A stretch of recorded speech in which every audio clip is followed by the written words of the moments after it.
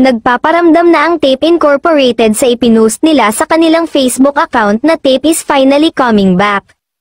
Kasabay nito ay inannounce ang pagkahalal kay Miss Malu Choa Fager bilang President at CEO ng naturang kumpanya.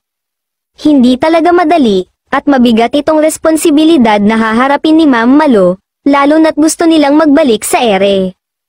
Sabi naman ng ilan ay naayos na nila ang terms of payment sa GMA7, dahil may mga babayaran pa sila sa Kapuso Network.